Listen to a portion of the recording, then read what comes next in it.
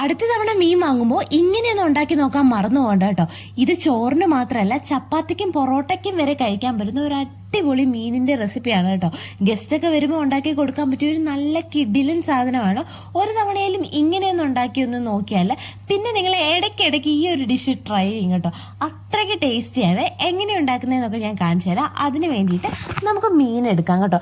ഏത് മീൻ വേണമെങ്കിലും നിങ്ങൾക്ക് സെലക്ട് ചെയ്യാം കേട്ടോ. ഇച്ചിരി ദശക്കട്ടി ഉള്ളതായിരിക്കും കൂടുതൽ നല്ലത്. എന്നിട്ട് നമുക്കത് കഴുകി വൃത്തിയാക്കി ചെറിയ പീസാക്കി കട്ട് ചെയ്തെടുക്കാവേ. എന്നിട്ട് ഇതിലേക്ക് മഞ്ഞൾപ്പൊടി വേണം. എരിവിന് ആവശ്യത്തിന് നിങ്ങളുടെ എരിവ് എന്തേരെയാണോ വേണ്ടത് അതിനനുസരിച്ചുള്ള മുളക് പൊടി ചേർത്ത് കൊടുക്കാം.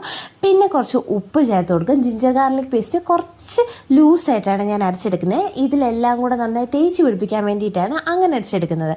എന്നിട്ട് ഇതിലെല്ലാത്തിലും നന്നായി തേച്ച് പിടിപ്പിച്ചിട്ട് ഒരു അരമണിക്കൂർ, ഇനി നിങ്ങൾക്ക് അത്രയും ടൈം ഇല്ല എന്നുണ്ടെങ്കിൽ ഒരു 10 മിനിറ്റെങ്കിലും വെച്ചതിന് ശേഷം മാത്രം നമുക്കൊരു പാനിലേക്ക് എണ്ണ ഒഴിക്കാം. വെളിച്ചെണ്ണയാണ് ഞാനിവിടെ ചേർത്ത് കൊടുക്കുന്നത്. എൻ്റെ ഇതിലേക്ക് കുറച്ച് കരിവേപ്പില ഇട്ട് കൊടുക്കുക. എന്നിട്ട് നമ്മൾ ഈ മസാല തേച്ച് പിടിപ്പിച്ച് വെച്ചിരിക്കുന്ന നമ്മുടെ ഈ മീൻ പീസുകൾ ഇതിലേക്ക് വെച്ച് കൊടുക്കാവേ. എന്നിട്ട് നമുക്കിതൊന്ന് ഫ്രൈ ചെയ്തെടുക്കാം. ഇത് ഭയങ്കരമായിട്ട് അങ്ങ് ഡീപ്പ് ഫ്രൈ ആകുമൊന്നും വേണ്ട. ഇതിൻ്റെ ഉള്ളൊക്കെ ഒന്ന് വെന്ത് കിട്ടിയാൽ മാത്രം മതി കേട്ടോ. തിരിച്ചു മറിച്ചു വിട്ട് നമുക്കിതൊന്ന് ഫ്രൈ ചെയ്തെടുക്കാം. പിന്നെ ഈ ഒരു ഫിഷ് ഒരു ഗ്രേവി പോലെയൊക്കെയാണ്. അപ്പോൾ നമുക്ക് ഇത് കഴിഞ്ഞ് കഴിയുമ്പോഴും ഇതിൻ്റെ ഉള്ളിലൊക്കെ കുറച്ച് വേകാനും ഒക്കെ ഒരു ടൈമുണ്ട്. അതുകൊണ്ട് തന്നെ ഓവർ കുക്ക് ചെയ്തിട്ട് ഇതിൻ്റെ പുറമൊക്കെ ആ ഒരു കരിഞ്ഞ പരുവത്തിലാക്കുന്ന ആ ഒരു രീതിയിൽ നമ്മൾ ആക്കിയെടുക്കണ്ട കേട്ടോ. ഇതിപ്പോൾ നമ്മുടെ അത്യാവശ്യം വെന്ത് കിട്ടിയിട്ടുണ്ട്. നന്നായിട്ടൊന്ന് മുരിഞ്ഞൊക്കെ വന്നിട്ടുണ്ട്. ഇനി ഈ എണ്ണയിൽ നിന്ന് നമുക്ക് ഈ മീനുകളെല്ലാം കോരി മാറ്റാം കേട്ടോ. എന്നിട്ട് ഈ എണ്ണയിൽ തന്നെയാണ് നമ്മൾ ബാക്കി കുക്ക് ചെയ്യുന്നത്. ഇതിലേക്ക് നമുക്ക് കടുകിട്ട് കൊടുക്കാം. കടുക് ഒന്ന് ചെറുതായി പൊട്ടി വരുമ്പോഴേക്കും ഇഞ്ചി ചേർത്ത് കൊടുക്കാം. ഇഞ്ചി ഇതുപോലെ നീളത്തിലാണ് ഞാൻ കട്ട് ചെയ്തേക്കുന്നത്. ആ ഇഞ്ചി ഇതിലേക്ക് ചേർത്ത് കൊടുത്തിട്ട് നന്നായിട്ടൊന്ന് വഴറ്റി കൊടുക്കാവേ. ഇനി നമുക്ക് വേണ്ടത് വെളുത്തുള്ളിയാണ് കേട്ടോ. വെളുത്തുള്ളിയും തൊലി കളഞ്ഞത് ഒരു 10-12 എണ്ണം ഉണ്ട് കേട്ടോ. അതും ഇതിലേക്ക് ചേർത്ത് കൊടുത്ത് നന്നായിട്ടൊന്ന് വഴറ്റി കൊടുക്കാവേ. ഒന്ന് വാടിയൊക്കെ വരുമ്പോഴേക്കും നമുക്കിതിലേക്ക് സവോള വേണം. സവോള ചെറിയ പീസായിട്ട് നീളത്തിൽ അരിഞ്ഞെടുത്തേക്കുന്നതാണ് കേട്ടോ. അതും ഇതിലേക്ക് ചേർത്ത് കൊടുത്ത് നന്നായിട്ടൊന്ന് വഴറ്റി കൊടുക്കുക. ഈ സമയത്ത് നമുക്ക് ഈ വഴലാൻ വേണ്ടിയിട്ടൊക്കെ കുറച്ച് ഉപ്പ് ചേർത്ത് കൊടുക്കാവേ. എന്നിട്ട് നന്നായിട്ടൊന്ന് വഴറ്റി എടുക്കാവേ. ഇതിലേക്ക് നമ്മൾ ഇനി എണ്ണയൊന്നും ചേർക്കുന്നില്ല. അതുകൊണ്ട് ആദ്യം നമ്മൾ മീൻ വറക്കുന്ന സമയത്ത് ചേർക്കുന്ന എണ്ണ മാത്രമേ നമ്മൾ ചേർക്കുന്നുള്ളൂ. ഇനി ഇതിലേക്ക് എരിവിന് ആവശ്യത്തിനുള്ള മുളക് പൊടി ചേർത്ത് കൊടുക്കാം. പിന്നെ ഒരു കളറിനും കൂടെ വേണ്ടിയിട്ട് കുറച്ച് കാശ്മീരി ചില്ലി ചേർക്കുന്നതായിരിക്കും കേട്ടോ കുറച്ചും കൂടെ നല്ലത്. കാശ്മീരി ചില്ലി ചേർത്ത് കൊടുക്കുന്നു. പിന്നെ കുറച്ച് മല്ലിപ്പൊടിയും കൂടെ ചേർക്കുന്നുണ്ട്.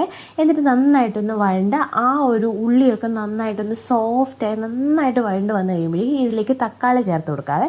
ഞാൻ 2 തക്കാളി ചേർക്കുന്നുണ്ട്. അതെന്തിനാന്ന് വെച്ചാൽ ഇനി കുറച്ചൊരു പുളിയൊക്കെ കിട്ടാൻ വേണ്ടിയിട്ടാണ് ഞാൻ 2 തക്കാളി ഇതിലേക്ക് ചേർത്ത് കൊടുക്കുന്നത്. എന്നിട്ടൊന്ന് അടച്ച് വെക്കാം. കുറച്ച് നേരം കഴിഞ്ഞ് നമ്മൾ തുറന്ന് കഴിയുമ്പോഴേക്കും തക്കാളിയൊക്കെ നന്നായിട്ട് വെന്ത് ഉടഞ്ഞിട്ടുണ്ടാവും.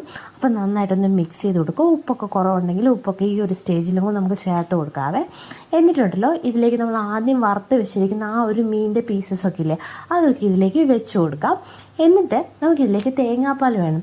തേങ്ങാപ്പാൽ 1-ാം പാൽ 2-ാം പാൽ അങ്ങനെയൊന്നും ഇതിലേക്ക് വേണ്ട. ഇതിലേക്ക് നമുക്ക് കുറച്ച് തേങ്ങ വെള്ളം ഒഴിച്ചിട്ട് ഒന്ന് അടിച്ചെടുത്ത് അത് അരച്ചെടുത്താൽ മതി കേട്ടോ. എന്നിട്ട് ആ പാലാണ് നമ്മൾ ഇതിലേക്ക് ചേർത്ത് കൊടുക്കുന്നത്. ചേർത്ത് കൊടുത്തിട്ട് നമുക്കൊന്ന് മിക്സ് ചെയ്ത് കൊടുക്കാം. ഇതങ്ങ് പെട്ടെന്ന് ഉടഞ്ഞു പോകത്തില്ല. നമ്മൾ ഓൾറെഡി വറുത്ത് വെച്ചേക്കുന്ന മീനായതുകൊണ്ട് പെട്ടെന്ന് ഇത് ഉടഞ്ഞു പോകത്തില്ല.